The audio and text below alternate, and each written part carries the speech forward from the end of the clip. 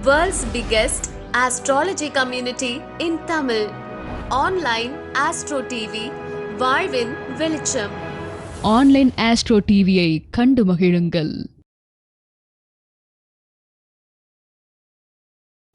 எல்லோருக்கும் எல்லாம் கிடைக்கட்டும். இப்போ நம்ம அடுத்ததாக பார்க்கக்கூடிய நட்சத்திரம் ரோகிணி நட்சத்திரம். சார் எங்கள் வீட்டில் ரோகிணி நட்சத்திரம் இருக்குது சார் அப்படின்னு நீங்கள் நினைக்கிறவங்களா? கண்டிப்பாக உங்கள் வீட்டில் 2 விஷயத்துக்கு பஞ்சமே இருக்காது. ஒன்று பொருளாதாரம், இன்னொன்று உணவு.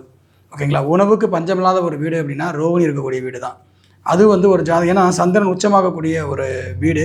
அந்த வீட்டில் அவர் கிருத்திகையில் உச்சமானாலும் கூட ரோகிணின்றது அவருடைய நட்சத்திரம். காலத்துக்கு 2ஆம் இடத்துல தன்னுடைய அதாவது உச்ச வீட்டில் இருக்கக்கூடிய சந்திரன் தன்னுடைய உணவு விஷயத்தை மட்டும் கை வைக்கவே மாட்டார். அந்த வீட்டில் ரோகிணி இருந்ததுன்னா அந்த இடத்துல உணவுக்கு பஞ்சம் இல்லை அப்படின்ற ஒரு விஷயங்களை சொல்லலாம்.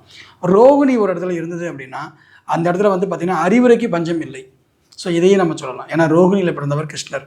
ஒரு கிருஷ்ணர் பார்த்திங்கன்னா 100க்கும் மேற்பட்ட கௌரவர்களையும் கொண்டு விட்டு அதுக்கு மேலே இருக்கக்கூடிய மிகப்பெரிய விஷயங்களையும் பண்ணாங்க. மகாபாரதம் படிச்சுட்டு போனாங்க இல்லையா? ஸோ அவருடைய ஒருத்தருடைய அறிவுரையினால் மட்டும்தான் அந்த மகாபாரத கதையில் பஞ்சபாண்டவர்கள் ஜெயிச்சாங்க. அந்த மாதிரி ரோகிணியோடைய அறிவுரை இருக்கக்கூடிய இடத்துல மிகப்பெரிய ஒரு வெற்றி உண்டு அப்படின்றது யதார்த்தமான ஒரு உண்மை. இதுதான் நடப்புள்ள சாத்தியம்.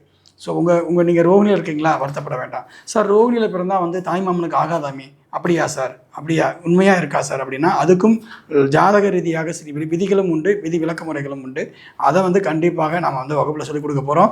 ஸோ ரோகிணி சார்ந்த இன்னும் நிறைய விஷயங்களை 1ஆம் பாதம், 2ஆம் பாதம், 3ஆம் பாதத்தில் பிறந்தவங்க எப்படி இருப்பாங்க, இவங்களுடைய குணநலங்கள் என்ன, இவங்க என்னென்ன பொருட்களை பயன்படுத்தணும், எதை தவிர்க்கணும், இதை எல்லாம் நிறைய விஷயங்களை நம்ம வகுப்பில் பார்க்கலாம்.